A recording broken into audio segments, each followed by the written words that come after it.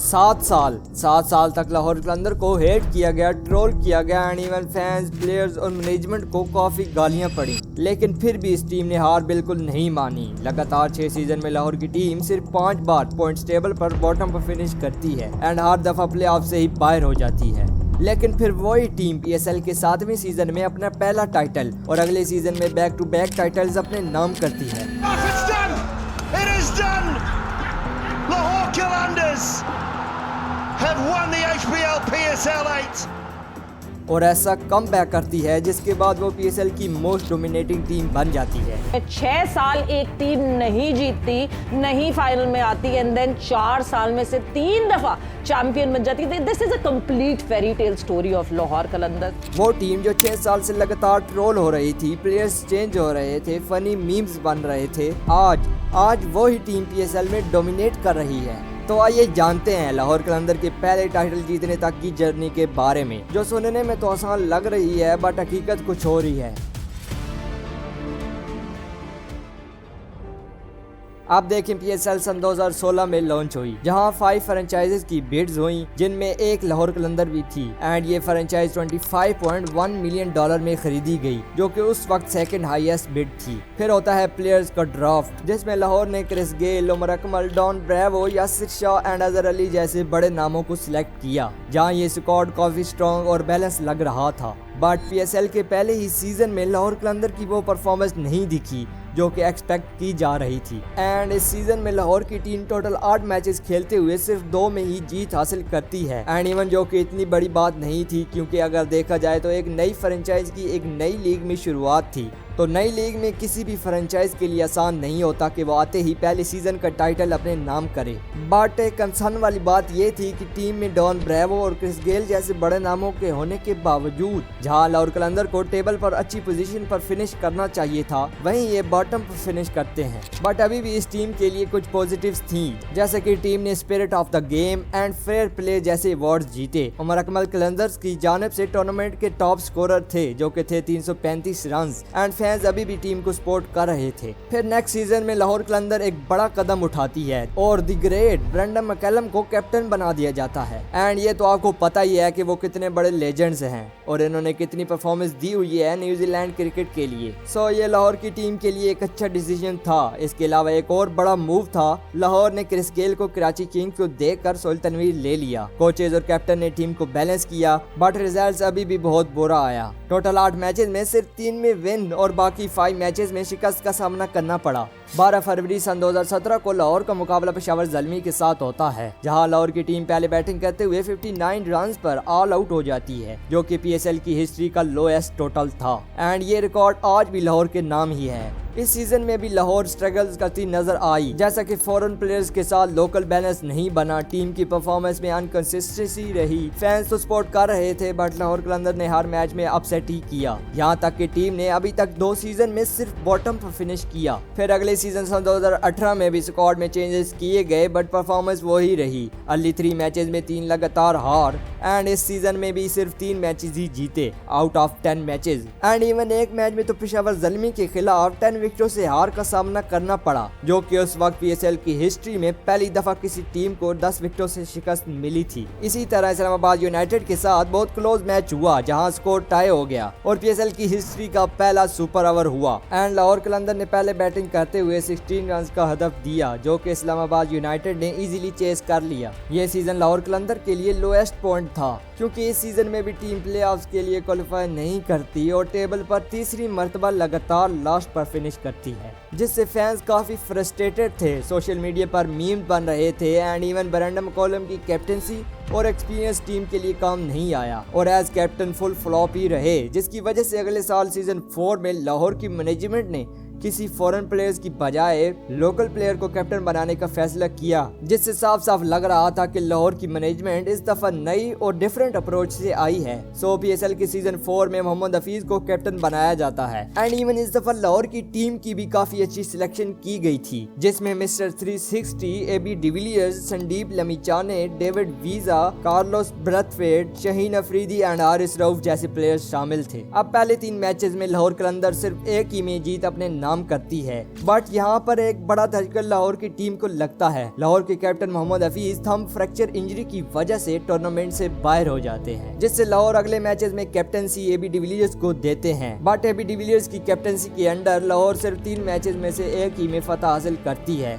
जिसके बाद एक दफा फिर कैप्टनसी चेंज करके फखर जमान को दी जाती है। बट रिजल्ट्स वही। फखर की कैप्टनसी के अंडर भी लाहौर कलंदर अगले 5 मैचेस में से सिर्फ एक ही में कामयाबी हासिल करती है। बस इसी कैप्टनसी के ड्रामे ने टीम की परफॉर्मेंस पर काफी असर किया। एंड इवन शॉकिंग बात यह थी कि टीम में इतने स्टार्स होने के बावजूद टीम प्लेऑफ्स के लिए भी क्वालिफाई नहीं कर पाती। बट ऐसी बात नहीं थी कि सारे प्लेयर्स ने परफॉर्मेंस नहीं दी, जिनमें डेविड वीजा, संदीप लमीचाने ने आउटस्टैंडिंग परफॉर्मेंस दी, लेकिन कंसिस्टेंसी 0 थी। एंड हर बार की तरह इस बार भी लाहौर कलंदर बॉटम पर फिनिश करती है, जिसके बाद हेट, ट्रोल और मीम की बरसात और भी ज्यादा होने लगी। एंड इवन लोग कहने लगे कि ये टीम सिर्फ एंटरटेनमेंट के लिए आई है, ना कि जीतने के लिए। बट टीम के ओनर्स अभी भी मोटिवेटेड थे। इन्होंने पीडीबी को स्ट्रॉन्ग किया और यंग टैलेंट हंट प्रोग्राम और भी ज्यादा किए। लगातार 4 सीजन में बॉटम पर फिनिश करने के बाद लाहौर कलंदर अगले सीजन में बिल्कुल ही मुख्तलिफ नजर आती है, जहां अब टीम तो तकरीबन वही थी, बट इस बार कैप्टन सोहेल तनवीर को बनाया गया था। एंड इवन ये सीजन लाहौर कलंदर के लिए टर्निंग पॉइंट था। इस सीजन में लाहौर की टीम 10 मैचेस में से 5 में कामयाबी और 5 में हार का सामना करती है, बट इस दफा ये क्वालिफाई कर जाते हैं प्लेऑफ्स के लिए।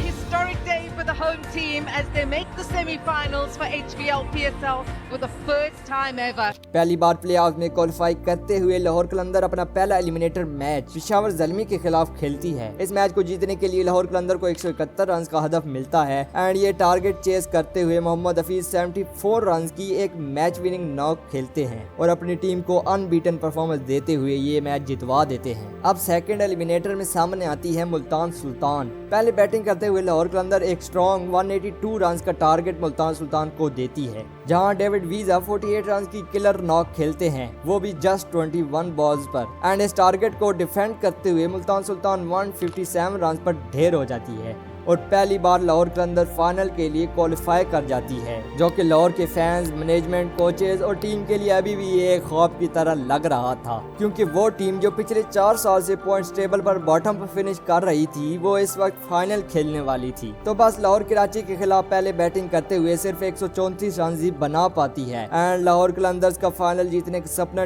टूट जाता है, क्योंकि कराची इस टारगेट को 18.4 ओवर में चेस कर जाती है, जहाँ बाबर आजम 63 रन की शानदार खेलते हैं। बट ये सीजन टीम, फैंस और मैनेजमेंट के लिए ऐसे ही था जैसे इन्होंने टाइटल जीत लिया हो। ऑल्दो इस सीजन से लाहौर का राइज नेक्स्ट लेवल हुआ एंड इसी कंसिस्टेंसी को बरकरार रखते हुए लाहौर कलंदर अपने अगले सीजन में पहले 6 मैचेस में से 5 मैचेस जीत कर टेबल पर फर्स्ट पोजीशन हासिल कर लेती है। बट अगले मैचेस जब कोविड की वजह से अबू धाबी शिफ्ट हुए तो लाहौर कलंदर ने जो कुछ किया वो बहुत शॉकिंग था। लाहौर अगले 4 मैचेस में लगातार 4 हार जाती है एंड प्लेऑफ्स के लिए भी क्वालिफाई करने से रह जाती है। कैन यू इमेजिन, वो टीम जो 6 में से 5 मैचेस जीत कर टेबल पर फर्स्ट नंबर पर होती है, वही प्लेऑफ्स के लिए क्वालिफाई नहीं करती। एंड इवन वो टीम जो पिछले साल की रनर अप हो, वो इस सीजन में टेबल पर 5th नंबर पर फिनिश करती है, जिससे फैंस तो काफी डिसअपॉइंटेड हुए। फिर आता है साल सन 2022 PSL सीजन 7। इस सीजन में लाहौर कलंदर कुछ डिफरेंट करने वाली थी, क्योंकि इस दफा टीम की मैनेजमेंट का माइंडसेट बिल्कुल अलग लग रहा था। इन्होंने प्लेयर्स के ड्राफ्ट में एक्सपीरियंस प्लेयर्स की जगह यंग प्लेयर्स को तरजीह दी। एंड इवन इन्होंने कैप्टन भी शहीन अफरीदी को बनाया, जो कि इस वक्त सिर्फ 21 साल के थे। एंड अगर हम टीम पर नजर डालें तो इसमें Shaheen Afridi, Fakhar Zaman, Harry Brooks, Sikandar Raza, Haris Rauf, Zaman Khan, David Wiese, Abdullah Shafique and Kamran Ghulam जैसे यंग प्लेयर्स डाले गए। एज टूर्नामेंट स्टार्ट होता है और यहाँ इनका पहला मैच मुल्तान सुल्तान के साथ खेला जाता है। कलंदर्स पहले बैटिंग करते हुए 206 रन बनाती है, जिसमें फखर जमान 76 रन की शानदार इनिंग्स खेलते हैं। बट मुल्तान सुल्तान ये टारगेट चेस कर जाती है एंड लाहौर कलंदर का स्टार्ट कुछ अच्छा नहीं होता। बट अगला मैच लाहौर का कराची के साथ होता है, जहां पहले बैटिंग करते हुए कराची किंग्स 170 रन बनाती है और लाहौर कलंदर इजीली चेस करके टूर्नामेंट की पहली फतह अपने नाम करती है। एंड फखर जमान 106 रन की इम्पैक्टफुल और मैच विनिंग इनिंग्स खेलते हैं, जिससे लाहौर कलंदर लिटरली 20 फॉर्म में आ चुकी थी। वो अपने अगले 5 मैचेस में से सिर्फ एक ही में हार का सामना करती है एंड जिसमें फखर जमान की कंट्रीब्यूशन ज्यादा थी, क्योंकि वो इस सीजन में 20 फॉर्म में चल रहे थे, जिसमें 66 run against Peshawar Zalmi, 70 run against Quetta, 60 run against Multan Sultan. And इसी तरह फखर रन्स बनाते जा रहे थे। अब लाहौर कलंदर अपने 10 मैचेस में 6 में फतह हासिल करके टेबल पर सेकंड नंबर पर फिनिश करती है और प्लेऑफ्स के लिए भी इजीली क्वालिफाई कर लेती है, जहां लाहौर कलंदर काफी स्ट्रॉन्ग नजर आ रही थी। फिर चाहे वो फखर, कमरान गुलाम और हैवी ब्रुक की बैटिंग में डोमिनेंस हो या फिर डेथ ओवर में अनप्लेएबल बॉलिंग हो। अब क्वालिफायर में लाहौर का सामना मुल्तान सुल्तान के साथ होता है, जहां मुल्तान सुल्तान पहले बैटिंग करते हुए सिर्फ 164 रन का टारगेट देती है एंड अगर ये मैच लाहौर जीतते तो डायरेक्ट फाइनल तक क्वालिफाई कर जाते। बट फिर आता है कोलैप्स और लाहौर की पूरी टीम सिर्फ 135 रन पर ढेर हो जाती है और ये मैच हार जाते हैं। लेकिन अभी भी एक मौका था लाहौर कलंदर के पास फाइनल तक पहुंचने के लिए। अभी एलिमिनेटेड 2 में इस्लामाबाद के साथ मुकाबला होता है, जहां लाहौर पहले बैटिंग करते हुए 168 रन बनाती है with contribution of Abdullah Shafique 52 run and इस मैच में लाहौर की बॉलिंग ने कमाल कर दिया, इस्लामाबाद को 162 रन पर ही रोक दिया और ये मैच 6 रन से जीत लिया। अब लाहौर कलंदर के पास ये दूसरी बार सुनहरी मौका था कि फाइनल अपने नाम करे एंड देखना ये था कि कहीं पिछले फाइनल की तरह कोलैप्स ना आ जाए। बट लाहौर इस फाइनल में बिल्कुल ही डिफरेंट मूड में थी, जहां लाहौर पहले बैटिंग करते हुए 180 रन का टोटल बोर्ड पर लगाती है एंड इस मैच में लाहौर की bowling literally one of the best bowling थी। लाहौर मुल्तान सुल्तान को सिर्फ 138 रन पर ऑल आउट कर देती है एंड आफ्टर 6 ईयर लाहौर कलंदर अपना पहला टाइटल जीतते हैं। That's high. Who's underneath that one? Who's going to take this catch? There it is. It's all over. Here comes the squad. And literally इस वक्त ग्राउंड में फैंस, टीम मैनेजमेंट, कोचेज और overall team की emotion ही कुछ और थे। ये सब नतीजा था इस सब्र का जो कि पिछले 6 साल से हेट ट्रोल फेस करके मेहनत करते आ रहे थे एंड इस सीजन में हर एक प्लेयर ने अपना कंट्रीब्यूशन दिया था। फिर चाहे वो शाहीन अफरीदी की कैप्टनसी हो, जमान खान और हारिस रऊफ की डेथ ओवर में मैजिकल बॉलिंग हो, हैवी ब्रुक की 102 रन की नॉट आउट विनिंग परफॉर्मेंस हो या फिर फखर जमान के 588 रन जो कि किसी भी सीजन में सबसे हाईएस्ट रन थे। और फिर इसी परफॉर्मेंस, कंसिस्टेंसी और डोमिनेंस को बरकरार रखते हुए PSL 8 में भी अपनी परफॉर्मेंस के जरिए धाक मिठाई, जहां लाहौर कलंदर 10 मैचेस खेलते हुए 7 में जीतकर प्लेऑफ्स के लिए क्वालिफाई कर जाते हैं, जिसमें इस्लामाबाद के खिलाफ 110 रन की सबसे बड़ी जीत शामिल थी। फिर प्लेऑफ्स में मुल्तान सुल्तान से हारने के बाद एलिमिनेटर में पेशावर को हराया और एक दफा फिर फाइनल में पहुंच जाते हैं।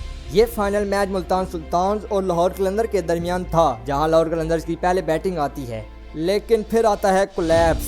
लाहौर कलंदर के 112 रन पर 5 विकेटें गिर जाती हैं एंड लाहौर कलंदर बैटिंग में स्ट्रगल कर रही थी। लेकिन फिर आते हैं कैप्टन शाहीन अफरीदी और साथ में खड़े थे अब्दुल्ला शफीक। शाहीन अफरीदी और अब्दुल्ला शफीक की मदद से लाहौर कलंदर 200 रन बनाती है, जहां अब्दुल्ला शफीक ने अपनी क्लासिकल बैटिंग के जरिए 65 रन की इनिंग्स खेली एंड शाहीन अफरीदी ने 15 गेंदों पर 44 रन की धुआंधार इनिंग्स खेली, जिससे लाहौर कलंदर मैच में काफी हद तक वापस आ चुकी थी। फिर मुल्तान सुल्तान बैटिंग करने ग्राउंड में उतरती है। मुल्तान सुल्तान चेस करते हुए काफी अच्छी पोजीशन में जा रहे थे एज इनकी दूसरी विकेट 105 रन पर गिरती है, वो भी सिर्फ 10.3 ओवर में, जहां वो 10 का रन रेट इजीली मेंटेन कर रहे थे। अब 17वें ओवर में 160 रन पर सिर्फ 4 आउट थे और फिर शाहीन अफरीदी खुद अगला ओवर करने के लिए आते हैं, जहां 18 गेंदों पर 41 रन चाहिए थे एंड लिटरली शाहीन इस ओवर में गेम चेंज कर देते हैं। वो ओवर की पहली बॉल पर टिम डेविड, 5वीं बॉल पर अनवर अली और लास्ट बॉल पर उसामा मीर को आउट कर अपनी सिग्नेचर सेलिब्रेशन करते हैं और सिर्फ 6 रन देकर 3 विकेटें उड़ा देते हैं एंड लिटरली इस वक्त लाहौर काफी स्ट्रॉन्ग कमबैक करती है। लेकिन जब नेक्स्ट ओवर हारिस रऊफ को दिया जाता है तो इस ओवर में 6-1-6-4-4-2 and boom. Oh, it's away over third, and that'll be 4 more. Abbas Afridi giving Multan Sultans every opportunity here. Haris Rauf इस ओवर में 22 रन दे देते हैं और एक दफा फिर मैच का पासा पलट जाता है। अब लास्ट ओवर में 13 रन चाहिए थे, फिर 1-2-2 एंड इवन मैच यहाँ आ जाता है कि 2 बॉल पर 8 रन चाहिए थे। सामने थे खुशदिल शाह, जमान खान बॉल करवाते हैं तो इन्हें चौका लग जाता है। अब एक बॉल पर 4 रन चाहिए थे और फिर कुछ यूं हुआ। Gets the Yorker spot on. They've got to go for 3. They've got to go for 3. It's in the gap. Can they get back? They can't. It's Visa. Visa with the throw. Take it off. It's done. It is done. Lahore Qalandars have won the HBL PSL 8. इस तरह लाहौर कलंदर back to back title जीत कर दुनिया को बताते हैं कि जिस team को पिछले 6 साल से लगातार हेट, ट्रोल और क्या कुछ नहीं कहा गया, आज वही टीम सन 2025 में तीसरे टाइटल भी जीत चुकी है। अगर आपको सन 2025 PSL में लाहौर कलंदर की डोमिनेशन पर वीडियो चाहिए तो जाइए और कमेंट करें। और इस तरह लाहौर कलंदर ने दुनिया क्रिकेट को बताया कि कोशिश करने वालों की कभी हार नहीं होती। एंड जिस तरह लाहौर कलंदर ने अपना पहला टाइटल जीतने में मुश्किलात देखी, इसी तरह PSL के स्टार्ट होने में भी काफी देर लगी, जिसके पीछे बहुत मेहनत थी। और अगर आपको PSL की हिस्ट्री पर वीडियो देखनी है तो क्लिक करें।